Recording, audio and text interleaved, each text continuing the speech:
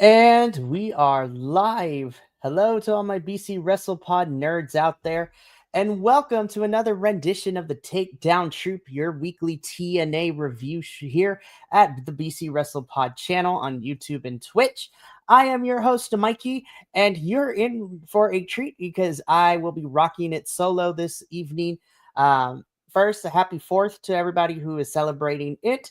That is where most of my other co-hosts are at, or at conventions and stuff like that as well. So I will be holding down the fort this evening for TNA. We are just 2 weeks away from Slammiversary, which has me all excited. And more information on that at the very end of the review. So I will be taking you through the Thursday, July 3rd edition of TNA. I'm going to be getting all this together. We're going to quickly go through everything. This is going to be fun. I can't wait. I'm excited to talk about this week's TNA. A little bit of an improvement over last week as we're finally getting more matches made for Slammiversary and things are falling into place.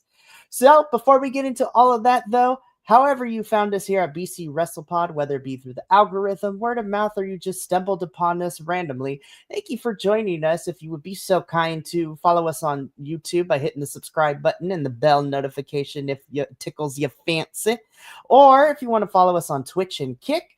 But if you can't commit yourself to watching full-length reviews, if you subscribe or follow us on those platforms, you can follow us at BC WrestlePod on the social medias, where we pretty much have summarized video clips of all the important talking points, as well as report cards for all the weekly shows and the pay-per-views and special events that happen in the world of professional wrestling. And finally, you can find our merchandise available at fourthwall.com/BC WrestlePod, where we have merch for all of our review teams, our summer collection, our pride collection, and our collection for anti-establishment kind of stuff, and all our collections have charities attached to them where part of the proceeds for those will be donated to charities, which I'm really happy about. But with that out of the way, let's just jump straight into TNA this week. So, this week for TNA, I really enjoyed this a lot better. I feel like the pacing was better and the matches were a little bit more cohesive. So, let's just jump straight into it because we kick things off this week with a Knockouts tag team match. We have our girls of the Inspiration taking on the team of Victoria Crawford and Tessa Blanchard. So, my biggest complaint and our biggest complaint that we discussed last week is that we kind of the Inspiration returned at Against All Odds, and then we really haven't kind of seen them interact with the House of Elegance, who they returned to feud with for the Knockouts Tag Team Championships. But it seems that we're slowly getting back into this. We are shown a little bit before this match starts of a behind the scenes brawl that the Inspiration and the House of Elegance had at a signing after Against All Odds a couple weeks ago. But now that we find ourselves having a tag team match against Victoria and Tessa. So it is important to say this because it comes into play after this match is over that we have Indy Hartwell on commentary with our commentary team. And so, as far as the match goes, I actually thought that this was a pretty standard Knockouts tag team match, which is not a bad thing. I love 3 out of the 4 of these people, and y'all could probably guess who. I think putting Tessa in a tag team is actually good for her because it keeps her away from the singles championship. As we all saw from Rebellion, it didn't really work out to have her be a singles person. So she's teaming up with Victoria Crawford, who these two are representing the Robert Stone brand, even though Robert Stone is no longer in TNA since he lost his match to Santino and got thrown out. But this was a standard Knockouts tag team bout. Ultimately, the Inspiration would pick up the victory by pinning Victoria Crawford. And that is because Tessa, when she got thrown out of the ring towards the tail end of this match, instead of going back in to help Victoria, she ended up coming face to face and throwing blows and having a screaming match with Indy Hartwell on commentary, which allowed the Inspiration to pick up the win. And so Tessa and Indy begin to brawl a little bit.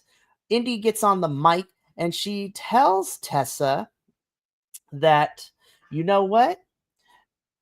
I'm tired of this back and forth. We're fighting. So I am going to have a match. I am setting a match. It's me versus you, Tessa, at Slammiversary in New York. And so from that segment and from the Inspiration winning this tag team match, we are told after this segment ends that we have 2 more matches made for Slammiversary. The first being for the TNA Knockouts Tag Team Championship of the Inspiration defending their titles. Well, the Inspiration challenging the House of Elegance, for their Knockouts Tag Team Championships. I think this is going to be a fun match. We will make final predictions in 2 weeks. I'm really hoping. I love the House of Elegance, but I really want to see the Inspiration pick up these titles because I feel like the House of Elegance have kind of beaten all the Knockouts tag teams that we have in this division. And since Spitfire is no more, since they are broken up after losing to the House of Elegance back at Under Siege, hopefully we'll see what happens with all of this. But the other match that is made, of course, is Tessa Blanchard versus Indy Hartwell. I'm really rooting for my girl Indy here to pick up the victory here, to give her like a first big win here in TNA since signing with the company since April at Rebellion. But we got these 2 matches, and hey, I'm never going to complain about more women being added to the card. I think it's always important. So we move on from here into what would be our next segment, which is the face-to-face. Tasha Steelz addresses both Cedric Alexander and Mustafa Ali about everything that went down last week and where the future of Order 4 goes from here. Tasha gets on the mic and she introduces Cedric Alexander and Mustafa Ali. Cedric begins this segment first by talking about the history that him and Ali have. He mentions how him and Ali carried 205 Live when that was a brand in WWE. They took it all the way to WrestleMania, where John Cena was watching the match and gave them a standing ovation. That match was ballin'. Please go watch that.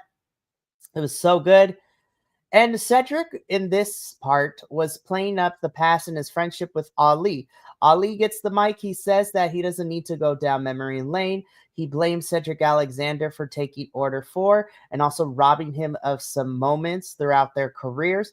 And so, in order to get that back, the only thing that he can do is for Ali to challenge Cedric Alexander to a match. And it is officially made that at Slammiversary, we are getting Cedric Alexander versus Mustafa Ali. We're running it back from 205 Live and that WrestleMania. I'm excited. Both of these two have grown. Their arsenals have become more versatile. And I'm actually really excited. TNA, please get these men time because this match is going to be on and popping. So I really would love to see these two. I cannot wait.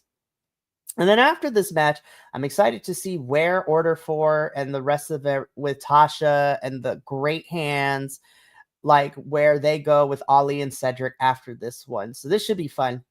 We move on from this segment because then it's a surprising turn of events, which what I thought would have main evented our show this evening, but that wasn't the case. We get our TNA Knockouts World Championship match. This is Killer Kelly, who won the 8-4-1 match a couple of weeks ago, challenging Masha Slamovich in a chain match, which essentially is like a strap match, but instead of a leather strap, it is a metallic chain. And this was easily my favorite match of the entire night. We know that Killer Kelly and Masha Slamovich have history together as they were Knockouts tag team champs at one point underneath the moniker of MK Ultra. And now it comes to blows with them being on opposite ends as singles competitors. I thought this match was great. It was a lot of fun. There were some really unique spots with the chains. Killer Kelly and Masha fighting outside and using the chain to ram each other through the metallic ring post.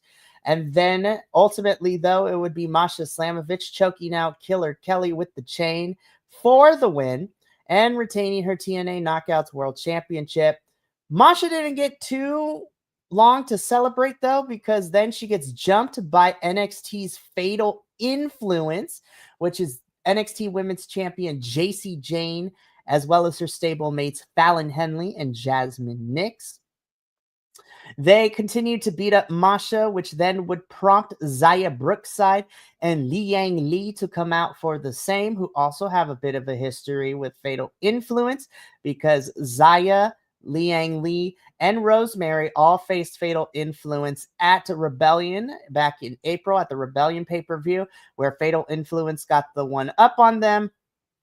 And so I was very interested to see where we were going from here. I was like, Fallon could be in here. Jacy's going to run amok. Like, this should be fun. Then we get word from our Director of Authority in TNA, Santino Marella, and the NXT liaison of Ariana Grace, that at Slammiversary, we are getting Masha Slamovich versus Jacy Jayne or Jordynne Grace. And the reason that or is added is because Jacy will be defending the NXT Women's Championship against Jordynne Grace at WWE's Evolution, which is next Sunday, the 13th. And when I heard that, I was like, because we didn't get the official graphic yet, I was like, oh, okay, this could be a fun match. And then the graphic was shown, and this is where I got a little worried, and I'll explain my worries in a little bit. So it is either going to be Jordynne or Jacy representing NXT as the women's champion, and they will be taking on Masha Slamovich in a title-for-title winner-take-all match. So this is where I'm a little hesitant, because if you're putting title for title, there are so many possibilities that can happen with this, but here are the two routes in terms of where we go. And this is where I will reveal my worries in a little bit. So plan A is that Jacy somehow beats Jordynne Grace. She walks into Slammiversary, and then she fights Masha. Plan B here is Jordynne wins. She faces Masha as the NXT Women's Champ, and there we go from here. What I'm worried about is I'm worried that NXT is going to be taking TNA's two main championships to put them on NXT stars, right?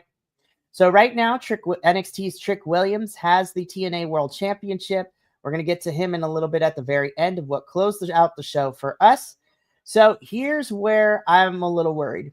So if plan B ends up being where we go, where JC loses to Jordan and Jordan becomes the NXT Women's Champion, Masha versus Jordan, I know is immediately going to be a bop. It's going to be a banger, as the kids say. We have seen Masha and Jordan fight before, and both of them are phenomenal, and they can mix it up. I wouldn't mind getting a rematch. It would be so much fun, especially now they're on opposite ends in different companies. However, what I'm worried about is if Jordan wins and she becomes NXT Women's Champion, I'm afraid that she's going to beat Masha. And while I love Jordan Grace, I think she's a fantastic wrestler and she would be a fantastic NXT Women's Champion. I would behoove to not like the fact that Jordan would regain the TNA Women's Championship, because Masha, in her third attempt after failing twice before, Masha was able to finally beat Jordan at Bound for Glory last year in October 2024 and finally got the title from Jordan. I'm afraid for Jordan to get the title back, because then the last 2.5 years of Masha finally being able to beat Jordan to get that title, I feel like would diminish that accomplishment. Now, if JC ends up walking out, I'm a little less worried about it. And I would hope and pray to the wrestling gods that Masha would beat JC so Masha can both go in TNA and NXT to fight. I'd rather see Masha go over to NXT and split her time between TNA and NXT so she could defend the NXT Women's Championship against that NXT Women's locker room, which would give Masha so many new opponents. So Jordan, but if Jordan were to take the title, or if somehow JC would take the title, I feel that it would be a disservice and it would kind of suck for TNA going into the next Big Four cycle, which would be Bound for Glories, because when Slammiversary is over, it's going to be Emergence in August, then Victory Road in September, and we finally end out with Bound for Glory in October.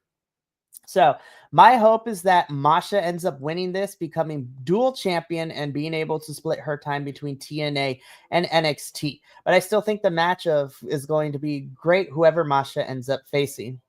We move on from this and we get a quick backstage promo from Mike Santana. Mike Santana is going to be not only bringing the TNA championship back to TNA where it belongs, but he does not care if he has to go through Joe Hendry or Trick Williams to be able to do so. More of my thoughts about who should walk out as the winner a little bit later. We get a backstage promo with Eric Young talking to Sinner and Saint. He is disappointed in these two because they could not beat the Hardys last week. And he thinks that, they don't need to be in the Northern Armory anymore.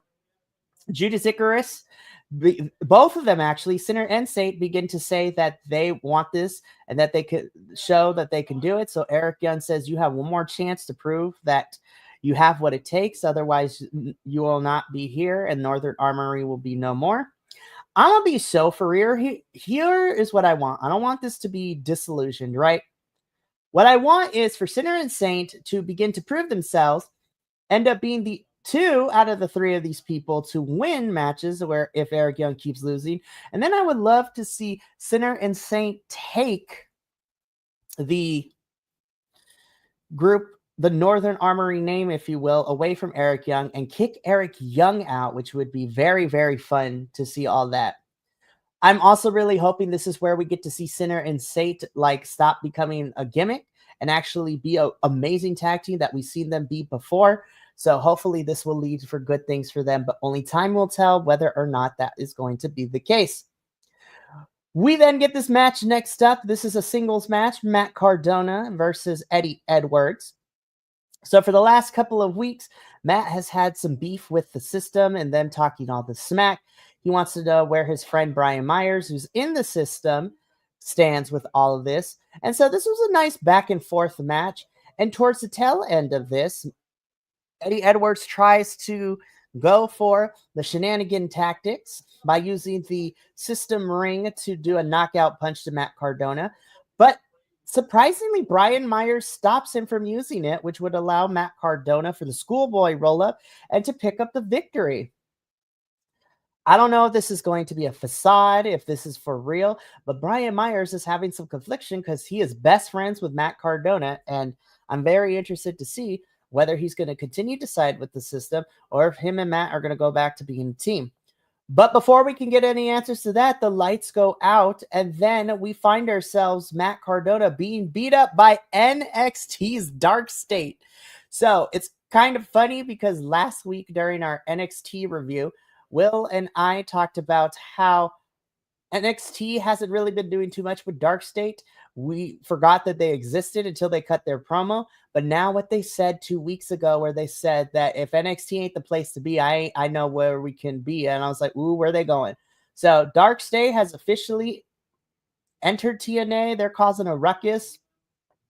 Could this be the turn that the system needs where we could see them potentially become face? Because now that Dark State has entered and is running roughshod over TNA, we need a faction to take them down and to stop them from running roughshod in TNA. So could we possibly see the system turn babyface for a little bit to take down NXT's Dark State?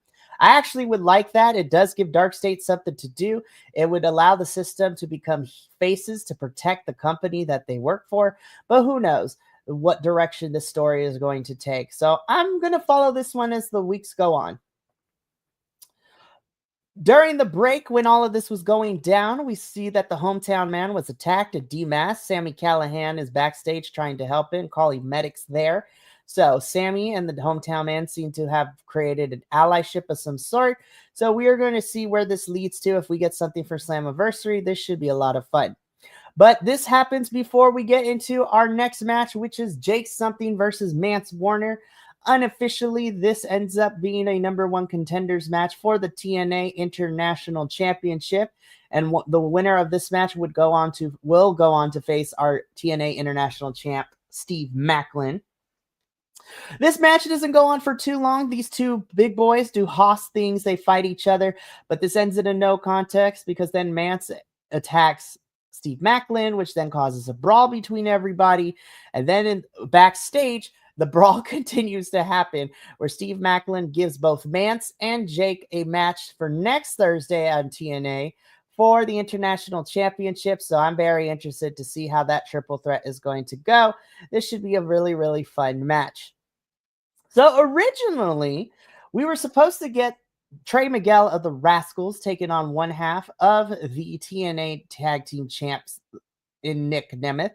But because Trey Miguel is suffering from a hernia injury, his tag team partner, Zachary Wentz, is pulling double duty because he faced Ryan Nemeth last week. So he's facing Nick Nemeth this week. Accompanying Zach to the ring is, of course, our honorary rascal, Myron Reed, who we love in this household. And this was a standard match. You know, we are building towards the Fatal 4-Way ladder match at Slammiversary. This was a fine back and forth. This was a standard, like, the tag team champs are going to work one-on-one to face all their competitors. Ryan Nemeth causing a distraction, which will allow Nick to pick up the victory against Zachary Wentz. And like I said, we are getting a Fatal 4-Way ladder match at Slammiversary with Ryan and Nick Nemeth defending their titles against the Rascals. If Trey cannot compete, hopefully we'll see who ends up teaming up with Zach. And they will also be taking on the Hardys as well as First Class. So very interested to see how we're going to get all that. But we finally reached the end of the show, in which we get our final segment of the evening, which is the King's Speech, which is Frankie Kazarian's new talk show host. Ugh. Look, Frankie Kazarian, the person and the wrestler, is really good. His character right now in TNA is trash. I cannot stand it, but he's doing his job. So Frankie Kazarian on the King's Speech calls down both Joe Hendry and Mike Santana. I already figured this is how it was going to go. Frankie Kazarian tries to do a pseudo interview with both of them, but it's more so to be there where he does all the talking to try to embarrass Joe and Mike. He tries to interview Joe first, but then takes away the mic and begins to talk, tries to does the same thing with Mike. But Mike Santana ain't playing these games out here, man. And Trick Williams is here, by the way, too. Forgot to mention that. Mike Santana speaks and he talks about that, he ain't playing no games. And honestly, Mike is just honest. He's like, Joe, I respect you, but I am going to be taking this TNA championship. I'm not going to be, a gimmick, a walking gimmick like you, Joe, or a fake gimmick like you, Trick. I'm the realest they come, and come Slammiversary in New York, I'm going to take that title back. Joe Hendry then gets a chance to speak. He says that the crowd still believes in him, so he should be the one to take the title back. Trick Williams says it doesn't matter because he's going to whoop both of them. And then Frankie and Trick beat up Mike Santana and Joe Hendry to end the show. So this is where I mentioned earlier that I want to talk about this because the TNA World Championship match is going to be a triple threat. So this is going to be the interesting bout because Trick doesn't need to get pinned to lose. But here's what I'm hoping. Since Trick is currently holding the men's title, I'm really hoping that TNA pulls the trigger and has Mike Santana win and become the champion. He can pin Trick, and then Joe and Trick can fight if they want to because they still got beef in NXT that they need to resolve. But I really hope that TNA puts the strap on Mike. I think Mike's trajectory and what he's done so far since joining the company last year at Slammiversary. No, it was Rebellion. Yeah, it was Rebellion last year where Mike came back. So it's been almost a year and a half. I think it's time for Mike Santana to be a champion, and I want him to hold the title leading into Bound for Glory. If Joe wants to get it back at Bound for Glory, then I'm okay with it, but give Mike the rest of the summer to run with this title. But that is going to be it for Takedown Troupe. We are 2 weeks away from Slammiversary, and I'm so excited for everything that is happening. So for those of you that tuned in to my quick solo review, thank you so much. We got one more thing happening at the end of this week per our weekly review schedule on Sunday at 11:30 a.m. Pacific, 2:30. Yes, I did the conversion right. 2:30 p.m. Eastern. We will be closing out / beginning our review week with our Dual Dynasty review, the WWE review here at BC WrestlePod. We will be talking about Raw and SmackDown, and we will also be doing our predictions as of right now for Evolution as well, which is happening not this Sunday, but the following Sunday on July 13th. So I'm super excited for all of that. But until that review on Sunday, you can make sure to continue to watch everything we got going on here on the YouTube and Twitch for BC WrestlePod, as well as following our socials to keep up with us. But that's going to be it for us here from myself and the rest of the BC WrestlePod family. Remember, take care of yourself, love one another, stay biconic, and more importantly than anything, you always deserve to finish your story. We will see you on Sunday for our WWE review. But until then, this is Sayonara. Adios. Remember, love yourself, love your neighbors, especially in these trying times. And that is going to be BC WrestlePod signing out. But until then, we'll talk to you later. Peace.